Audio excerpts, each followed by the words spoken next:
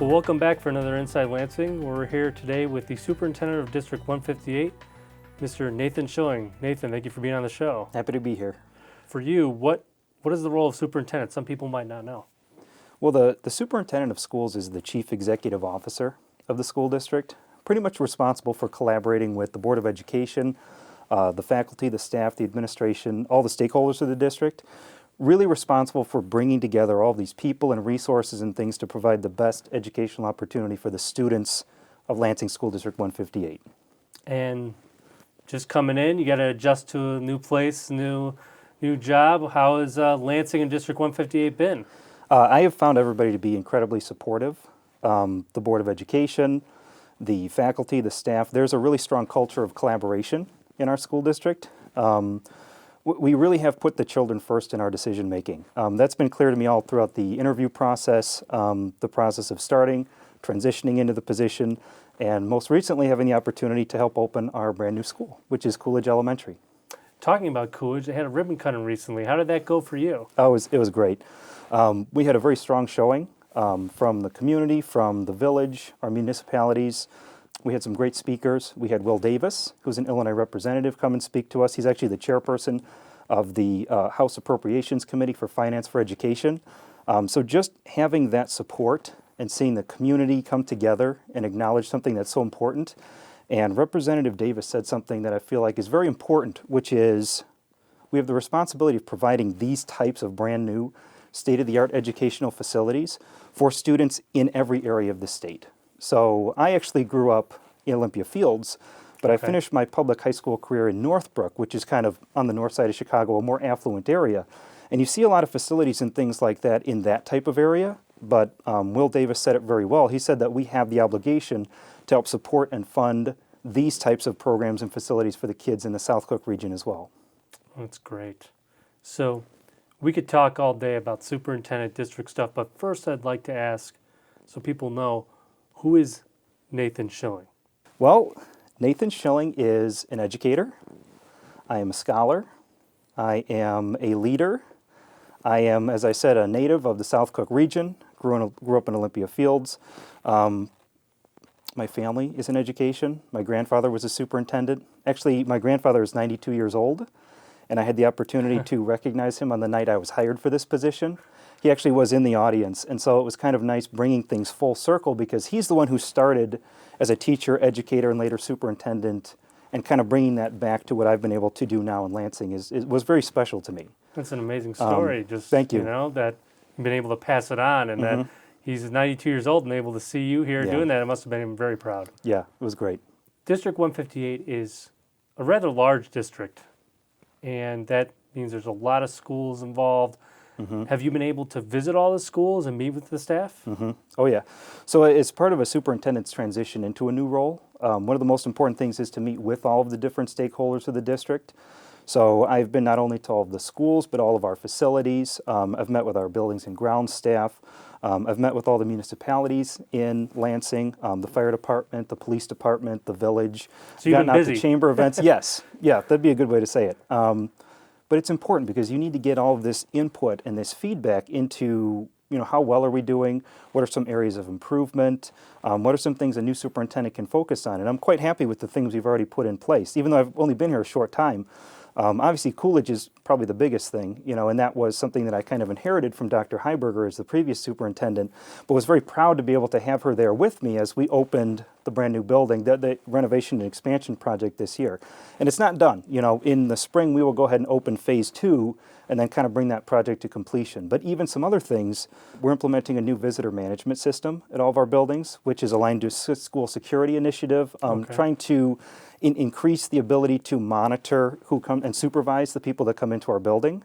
And then we've also transitioned all of our teacher evaluations and certified administrator evaluations onto an online software-based program. I'm very big into coaching and promoting the professional growth of the staff and the people that I work with.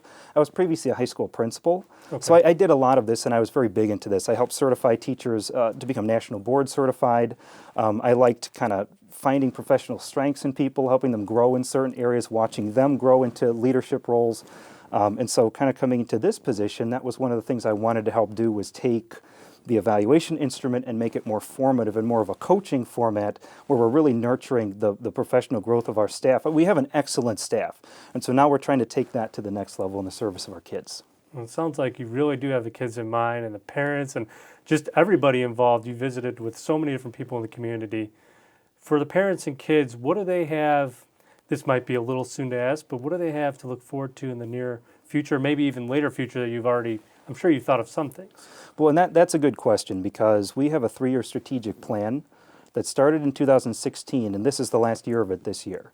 So in a couple weeks, we'll be having my Superintendent Advisory Committee meeting, and that's kind of a group of parents, teachers, administrators, board members, kind of a lot of different stakeholders we'll bring together, and that'll be a kicking off point to think about developing our new strategic plan starting next year and going for potentially another several years, maybe 3 years, 5, but it'll be a long-range plan that we look to develop future district initiatives. And so I'll kind of bring to the table some of the things that I've heard as part of my transition meetings and meeting with people and what they think we need to work on in the district, and then also ask all those different stakeholders how they feel we did with the 3-year plan that just concluded. And I'd say probably the biggest piece of that plan was the Coolidge facility improvements.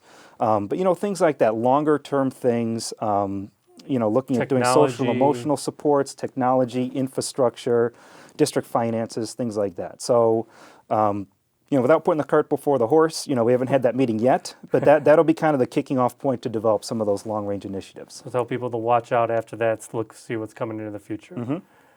I guess one thing is you come in here and there's probably a lot of like expectation and excitement. So I'm asking you, what are you excited about that you can bring to this position? Well, every time that I've transitioned in education, so I started as a teacher, I actually started as a music teacher at the middle and high school level, became a department chair, became a principal, became a superintendent. And I've always really enjoyed having the opportunity to make a positive difference on a larger scale. And so now this is about the biggest scale that I've had so far. And really what I'm excited about is the opportunity to work with really excellent educational leaders, our principals, our assistant principals, our instructional faculty, our board, you know, people that are very committed to students and want to do good things in the service of our kids, and bringing them together and motivating them towards a collective effort to make improvements in this district. That's really what I'm the most excited about. And have you had any help along the way? Any help from people? Has the superintendent, the old Superintendent Heiberger, given you any advice? Have you anyone else who's helped out before come up to you and help you out? Yeah, I'd say so.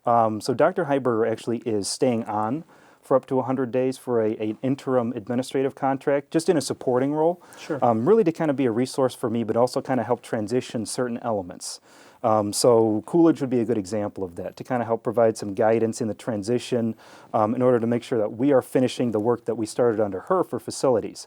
But to kind of look even a little further back, I mean, in terms of influences and things that have helped me in my educational journey, I mentioned my grandfather, who was a superintendent.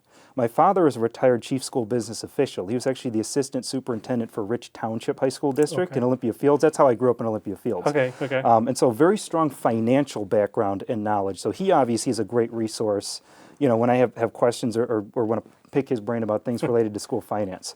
You know, just there's a very good network of support as well in the Illinois Association of School Administrators. So kind of coming in as a new superintendent, there are actually several of us in the area. The superintendent in 215 is new, the superintendent in 155 is new, and so we are kind of a cohort of new superintendents, and we kind of bounce ideas off of each other as well. Wow, so you got already like just so much support and everything. So you're excited, you're jazzed up about this, I guess that's what you could say. Which is funny you say that, because that's my background, jazz saxophone. So you want to talk about your jazz saxophone background? I your could. Music background? I could. Yeah. I mean, so where did that start? You know, I would just say this. So I started playing saxophone when I was in 5th grade. During our Open Teacher Institute, I actually told the staff a story about how I started in education. And really it all kind of goes back to when I was in 6th grade, and I was kind of on the fence about continuing with band. I mean, I love playing saxophone, but the band period meant before school, before 7 o'clock in the morning. And so, like a lot of kids, didn't want to, you know, get up early for that and take the separate bus for that. But my band director, his name was Mr. Jeff J., and he pulled me aside and he said, "Nathan, you're just too good to not be in music." And so I told the staff that without that conversation, I probably would not be doing what I'm doing today. because I continued with music. I played in almost everything you could, wind ensemble, jazz, marching band, athletic bands, all the way through high school, through college. That led to a degree in music education. That led to me becoming a music teacher. So, you know, I would say that that's a very important to me. And so jazz actually is what I played primarily in college.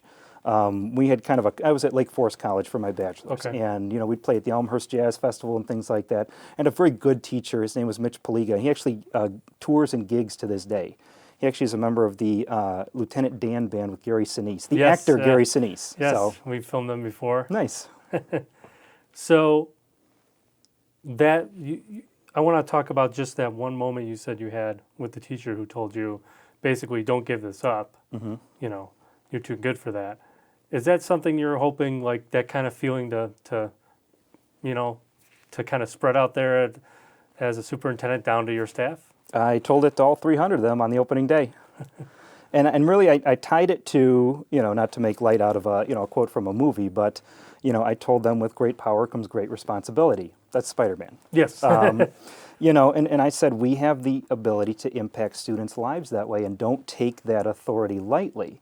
You know, and so if you see a kid who's having a bad day or they're struggling, I mean, there could be so many things that's impacting that besides just the academic environment. So I actually started that presentation by talking about the importance of home and family and the connection between those two things in school, and talking about how family is very important to me and education is very important to my family. However, not all of our students may have that. You know, they may not have family who've been educators, who understand the role of the teacher. And so sometimes the school has to step in and fulfill that role in order to help provide those supports for those kids so they can be successful. And so that's the message that I really tried to convey to the teachers. And I do feel like it came across quite well. Well, I'm sure we could talk all day about this, but Mr. Schilling, I'd like to thank you again for being on our show today. Thank you. We look forward to the future of District 158 under your guidance. Sounds great. Appreciate it. And thank you for watching. If you'd like to see more of our content, please subscribe to us on our YouTube channel.